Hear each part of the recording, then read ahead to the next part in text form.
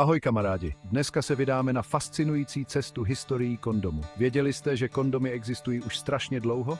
Tisíce let. Úžasné, co? Tak dlouho se lidi spoléhají na tuhle malou věcičku. Naprosto neuvěřitelné. Představte si svět bez kondomů. Byly vyrobené ze střev a měchýřů zvířat. To je hnus, vidíte? Pochybuju, že se s tím snadno zacházelo, ale tehdy moc na výběr neměli. Díky bohu za technologie, že jo? Design se od té doby pořádně zlepšil.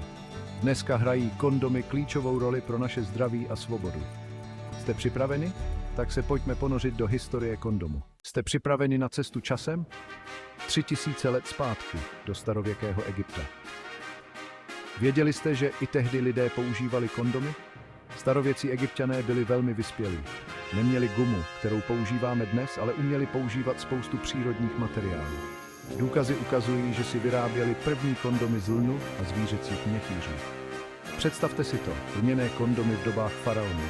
Nevíme přesně, jak se tyto starověké kondomy používaly. Ale je jasné, že starověcí Egypťané velmi dobře znali své tělo a jak funguje. Nebáli se zkoušet nové věci a věděli, že ochrana je důležitá. Není úžasné, že věci, které dnes považujeme za běžné, existovaly už před 1000 lety. Ale to je jen začátek příběhu kondomu. Historici říkají, že ve starověkém Egyptě se kondomy nepoužívaly jen tak pro radost. Měly i duchovní význam. Našly se důkazy, že kondomy se používaly při různých rituálech a souvisely s náboženskými představami. Například se věřilo, že kondomy odhánějí zlé duchy a pomáhají ženám k potomstvu. To, že sex, antikoncepce a náboženství spolu takhle souvisely, dělá historii kondomů ještě zajímavější. Není pochyb o tom, že náš vztah s touhle malou věcičkou je složitý a má hluboké kořeny. To nás nutí přemýšlet o tom, kolik tajemství naše minulost ještě skrývá. Možná nikdy nezpoznáme všechny odpovědi, ale jedno je jisté. Kondom byl součástí lidské kultury už od pradávna. Určitě už jste slyšeli o jemném plátně a rybích střevech. Ale věděli jste, že lidé ve starověkém Egyptě používali tyto věci jako metody plánování rodičovství? Lidé byli vždycky vynalézaví. Představte si, jak se tyto rybí střeva upravovaly a používaly jako ochranné metody. Možná to nezní moc pohodlně, ale ukazuje to jejich kreativitu a péči o vlastní zdraví. Zajímavé je, že někteří historici se domnívají, že ve starověkém Egyptě se tyto ochranné metody barvily různými barvami. Zdá se, že móda byla důležitá i tehdy. Je možné, že tyto barevné ochranné metody se používaly jako symboly společenského postavení nebo při zvláštních příležitostech. To nám ukazuje, že lidé se vždy snažili vyjádřit svou osobnost a jedinečnost, a to i v těch nejjednodušších aspektech života. Po pádu Římské říše vstoupila Evropa do období, kterému říkáme středověk, a nebyla to zrovna ta nejlepší doba pro učení a rozvoj. Církev měla velkou moc nad intimním životem lidí a o antikoncepci se moc nemluvilo. Co se tedy v té době dělo s kondomy? To je tak trochu záhada. Moc důkazů o jejich používání v tomto období nemáme. Tehdejší společnost byla dost uzavřená a někteří historici si myslí, že se kondomy tajně používaly v léčitelství. Jiní zase říkají, že s rostoucí mocí církve se kondomy používaly míň a míň. Ať už je to jakkoliv, zdá se, že kondomy ve středověku tak trochu upadly v zapomnění. Ale nebojte se, kondomy se vrátí v plné parádě. Přeneseme se teď o pár století dopředu, do období renesance. Byla to doba znovuzrození Evropy, éra umění, vědy a kultury. Ale nad Evropou se také vznášel temný mrak, syfilis. V 15. a 16. století se tato pohlavně přenosná choroba šířila jako požár. Bylo to opravdu děsivé. Syfilis způsoboval bolestivé vředy, slepotu, dokonce i smrt. Lidé byli vyděšení. Zoufalé hledali způsoby, jak se před touto strašnou chorobou ochránit. A tak se kondom opět dostal do popředí. Epidemie syfilisu donutila lidi hledat způsoby, jak zastavit šíření choroby. Začali experimentovat s různými metodami prevence, čímž začal důležitý objev. Dovolte mi představit vám Gabriela Fallopia, slavného italského lékaře a chirurga. V roce 1964 Fallopio napsal knihu, která navždy změnila historii kondomu. Popsal v ní lněný obal určený k ochraně mužů před syfilidou. Fallopiův návrh se skládal z lněného kondomu, který se upevňoval pomocí stužky. Doporučoval namočit ho před použitím do speciálního léčivého roztoku, aby se zvýšila jeho účinnost. Stále se diskutuje o tom, zda Falopio tento lněný kondom skutečně vynalezl. Někteří historici se domnívají, že podobné pomůcky se používaly už mnohem dříve.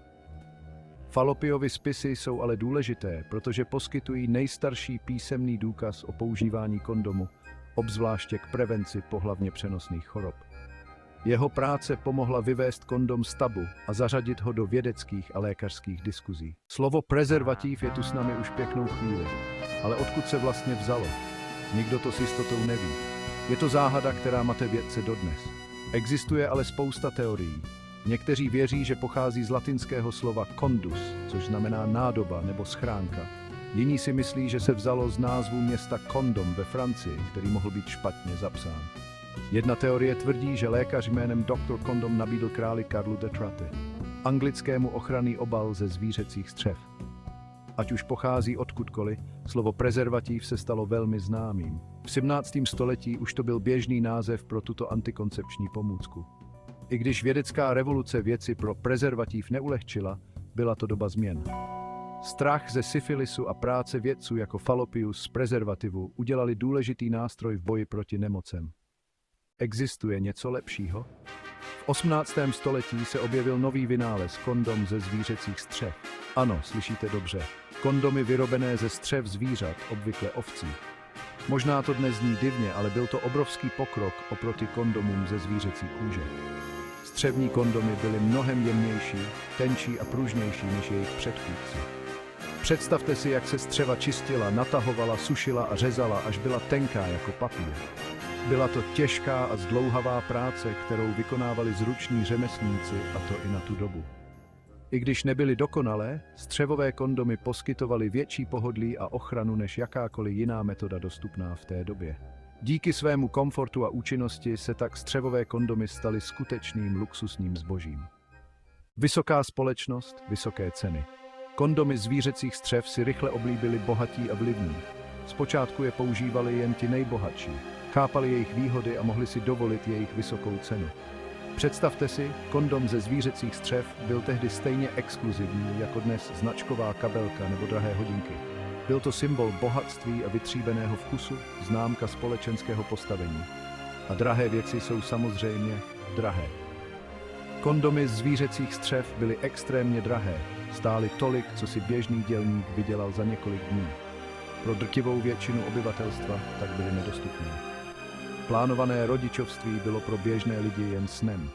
I když byly prezervativy ze zvířecích střev populární mezi bohatými, jejich používání se začalo rozšiřovat i do jiných vrstev společnosti a přispělo k rozvoji jednoho z nejstarších řemesel na světě.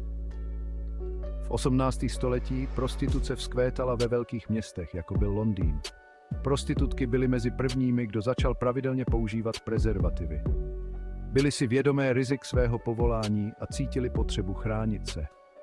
I když byly drahé, prezervativy ze zvířecích střev byly klíčové pro prevenci pohlavně přenosných chorob a nechtěných těhotenství. V tomto období se začaly objevovat nevěstince. Některé nevěstince poskytovaly prezervativy ze zvířecích střev svým zaměstnankyním a klientům, což naznačuje snahu o omezení šíření chorob.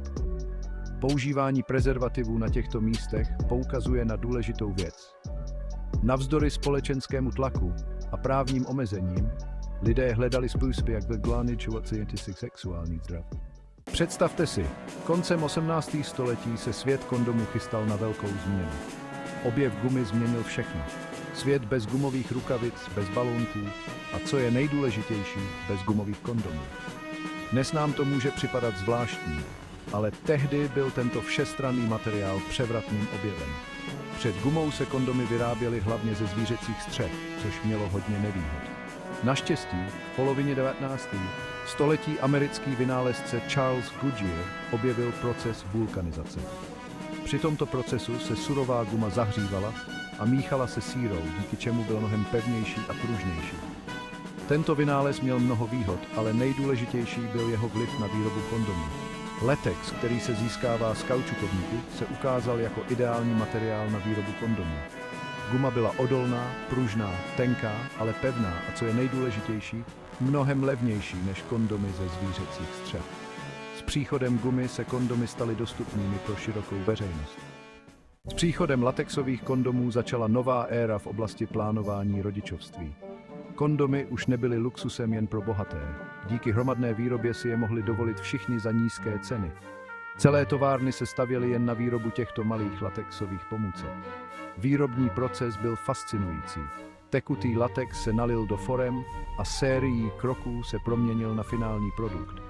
Tato průmyslová výroba přinesla do společnosti zásadní změny. Najednou měli bohatí i chudí přístup k této účinné metodě antikoncepce. Tato změna měla hluboký dopad na různé oblasti, jako je plánování rodiny, veřejné zdraví a sexuální svoboda. Latexový kondom nebyl jen technickou novinkou, ale i společenskou revolucí. Masovou výrobou se prezervativy staly dostupné pro všechny.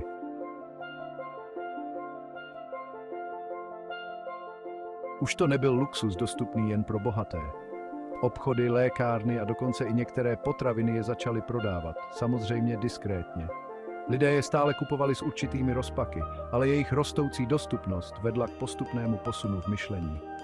Byla to doba, kdy lidé začali otevřeněji hovořit o plánování rodiny. Rostoucí popularita latexových prezervativů se shodovala s hnutím za práva žen. Ženy bojovaly za svoje práva a emancipaci a právo na kontrolu nad vlastní plodností bylo klíčové. A latexový prezervativ, zdánlivě banální předmět, sehrál v tomto hnutí důležitou úlohu. Dal ženám i mužům moc rozhodnout se, kdy a kolik dětí chtějí. Je až neuvěřitelné, jak dlouhou cestu ta malá věcička urazila. Co říkáte? Od dob, kdy se vyráběly ze zvířecích střev, se prezervativy posunuly k nejnovějším technologiím a materiálům. Pryč jsou doby tlustých a nepohodlných prezervativů. Dnes jsou tenké a odolné. Vybírat si můžeme z různých tvarů, velikostí a textur. Najít ten pravý je jednodušší než kdy dřív. Každý prezervativ prochází přísnými testy, které zaručují jeho kvalitu a bezpečnost. I když se toho tolik změnilo, hlavní účel prezervativu zůstává stejný. Myslíte si, že prezervativy slouží jen k tomu, abyste se vyhnuli nechtěnému těhotenství? Prezervativ je symbolem sexuální svobody, zodpovědnosti a síly. Používat ho znamená chránit svoje zdraví a zdraví svého partnera. Nikdy se nestyďte o prezervativech mluvit. Pomáhají nám užít si sexuální život bez obav. Je to způsob, jak se postarat o sebe i o svého partnera. Už jste někdy premýšľali nad tým, ako budú vyzerať kondomy v budúcnosti? Keď sa pozrieme na to, ako sa kondomy v priebehu času vyvíjali a menili, môžeme povedať, že je to úžasný pokrok. Vedci neustále hľadajú nové materiály a technológie, aby kondómy ešte vylepšili. Predstavte si kondómy vyrobené z jemných, pohodlných materiálov, alebo dokonca kondómy, ktoré dokážu odhaliť sexuálne prenosné choroby. Úžasné však? Biologicky rozložiteľné alebo samolubrikačné kondómy ešte viac uľahčia ich používanie. Budúcnosť kondomov však nezávisí len od technológií, ale aj od povedomia a vzdelávania v spoločnosti. Je dôležité budovať otvorenú spoločnosť, ktorej môžeme slobodne hovoriť o sexuálnom zdraví a plánovaní rodičovstva a kde sú správne informácie dostupné pre všetkých. Kondóm hral a bude hrať dôležitú úlohu v sexuálnom živote ľudí. Kondóm je dôkazom neustáleho pokroku ľudstva, našej túžby žiť zdravý, šťastný a bezpečný život. Od břehů Nilu až po moderní ložnice cesta prezervativu je opravdu úžasná. Je to důkaz lidské vynalézavosti, revoluce v lásce a sexu a naší touhy chránit sebe a naše blízké. Dovedete si představit doby, kdy se používaly rybí měchýře. Nechme už zvířecí střeva minulosti. To, co začalo jako jednoduchá forma ochrany, se stalo symbolem sexuální revoluce a důležitým nástrojem veřejného zdraví. Takže až příště uvidíte prezervativ, vzpomeňte si na jeho tisíciletou historii a důležitost. Je to dar od našich předků pro zdravý a šťastný život. Pamatujte, je důležité být informovaný o sexuálním zdraví a dělat zodpovědná rozhodnutí. Buďme zodpovědní a předejme toto poselství dalším generacím.